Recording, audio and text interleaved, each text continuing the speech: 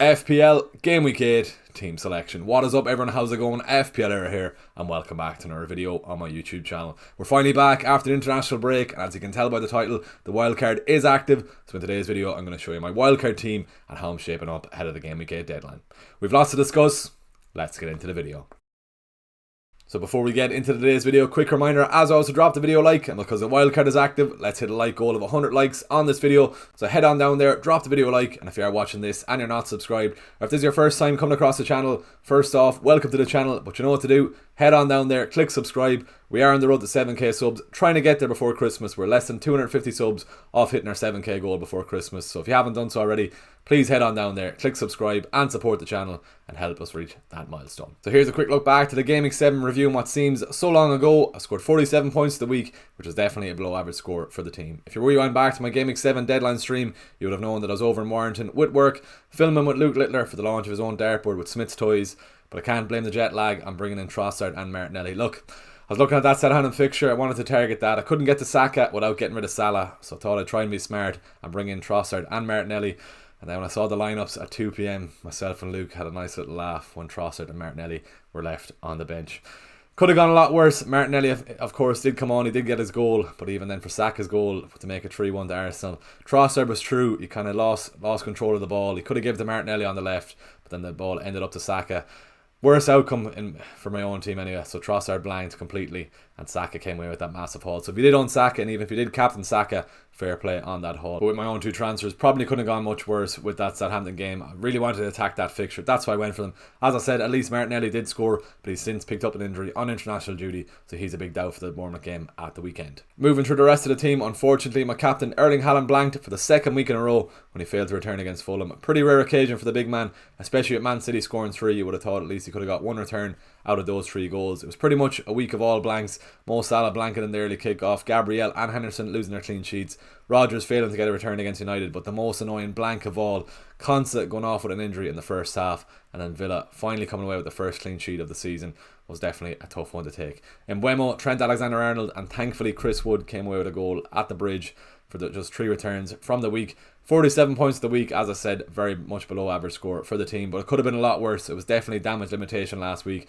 If Arsenal kept the clean sheet, if Man City kept the clean sheet also, could have been a lot worse. We're now sitting at 623k overall. Fair enough, it wasn't great viewing looking at that red arrow over the last 2 weeks over the international break, but hopefully, fingers crossed, with this wildcard, we can make the green arrow in Game Week 8.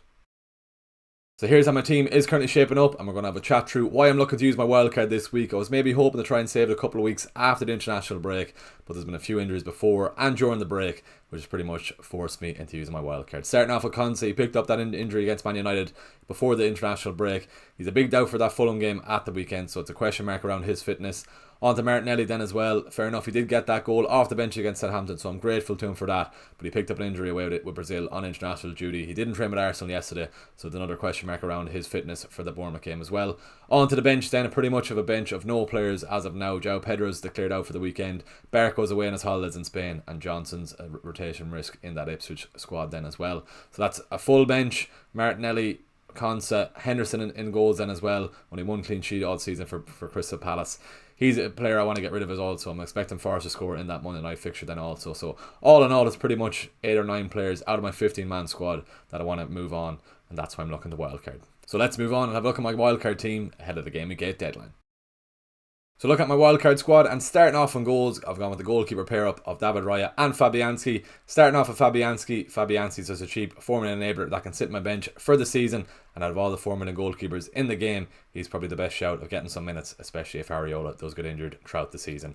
On to David Raya then, looking at Arsenal's defence, arguably one of the best defence, if not the best defence in the league, so that's why I'm looking towards Raya in goals.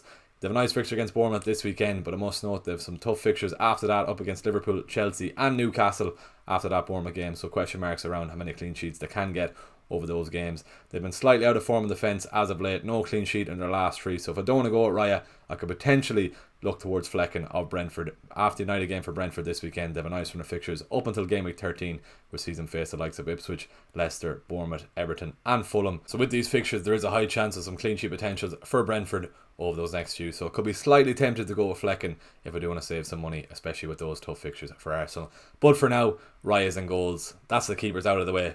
Let's move on to the defence. Moving on to the back five and starting off with Gabriel. If there was some question marks around the inclusion of David Raya with Arsenal's tough fixture run, there's definitely no question marks around the inclusion of Gabriel. Easily one of the best defenders in the game at the moment. 2 goals so far this season for the Brazilian centre back. Every time Arsenal get a set piece, he always looked like scoring. He was probably unlucky not to score against Southampton last week also. So if you don't have him, get him in now. Wouldn't be surprised to see him get a return against Bournemouth, whether that be a clean sheet or an attack and return. On to the next defender then, I've gone with Rico Lewis of Man City. I'm looking towards some Man City defensive assets over the next couple of weeks with their favourable fixture run and with a nice rest for Rico Lewis over the international break, and with that injury to Rodri as well, with him set to be sidelined for the rest of the season. I'll be expecting Rico Lewis to get some consistent minutes from Pep over the next few weeks. Moving on to the rest of the defence, I've gone with Aina of Nottingham Forest. They're up against Palace, West Ham and Leicester over the next 3 games for Forest, so there's some good chance of some clean sheet potentials for Aina over the next few games. And then Ait Nouri as well. I will be mentioning him this week against Man City, but 2 goals and 2 assists for Ait Nouri in the first 7 games is a crazy return from the defender. And the Wolves have a great run of fixtures up until game week 17, so I'm willing to take the punt on him and rotate him with Aina over the next few weeks. Breeze completes my 5-man defence, and he offers a cheap route into that Ipswich defence. Ipswich have a decent run of fixtures over the next couple of game weeks, playing Everton and Leicester, both at home over the next couple of game weeks. You mightn't see any game time in my team, maybe that Leicester game in game week 10, but I'm happy enough to leave him on the bench and he can sub in if I need the points from other players that don't start. That's the defence out of the way. Let's move on to the midfield.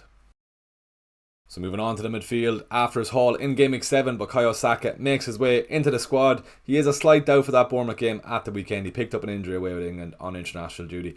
Lee Carsley said he would have been fine to play that second game, but he was left out as a precaution. I do expect him to be fine for that Bournemouth game, and that's why he's in the team. However, he did miss out on Arsenal training yesterday, so we're going to have to keep a close eye on Arteta's press conference, and hopefully he gives us a clear update on Saka's fitness.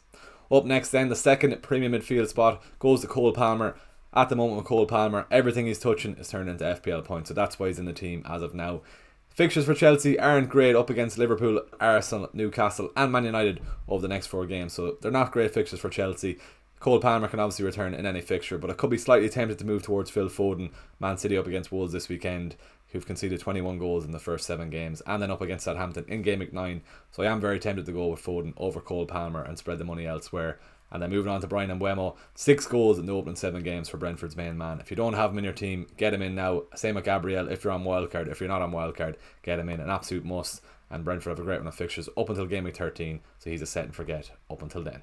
Brennan Johnson is another man in form at the moment with 3 goals and 1 assist in his last 3 games for Spurs. Spurs have a nice run of fixtures over the next couple of games, seeing them face West Ham, Crystal Palace and Ipswich over the next 4 games, so that's why he's in the team. He could be a slight rotation risk over the next couple of weeks, especially with Richarlison and Son set to come back into that team then as well, but he's the man in form. I can't see him losing a spot as of now, and that's why he's in my squad. Morgan Rogers offers a cheap route into that Aston Villa attack, and with 3 returns in his last 3 games, and with Fulham and Bournemouth up next for Villa over the next 2 games, you'd be expecting some returns from Rogers over these games too. That's the 5-man midfield out of the way. Let's move on to the strikers. Moving up front, Erling Haaland, Liam Delap and Chris Wood complete our 15-man wildcard squad.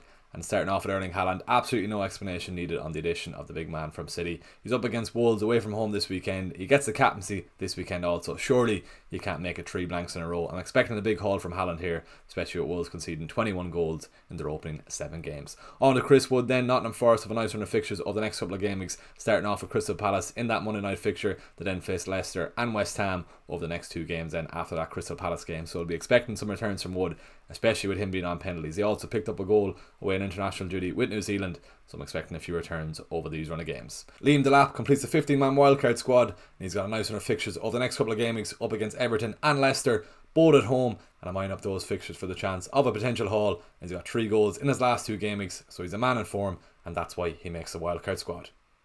So that's how the wildcard team is looking as of now. I do have a few decisions I need to decide on before the deadline on Saturday, whether or not I go Raya or Flecken in goals, whether or not I go with Palmer, Foden, or maybe even Heung-min Son in midfield, and I'm also deciding whether or not I should have Solanke in the team also. If you've made it to the end of this video, please give it a like, drop a comment below and subscribe to the channel if you haven't already. Let's hit a like goal of 100 likes on this video with the wildcard being active, so head on down there, drop the video a like, and if you are watching this and you're not subscribed, you know what to do. Head on down there, click subscribe. We're trying to hit 7k subs before Christmas. We're less than 250 subs off hitting this milestone, and with your support we can definitely get across the line. I'll see you all on Saturday morning for a Game Week 8 deadline stream where I'll be locking in my wildcard and making my final decisions ahead of the deadline. Thanks for watching, I'll see you in the next one, and best of luck for the week.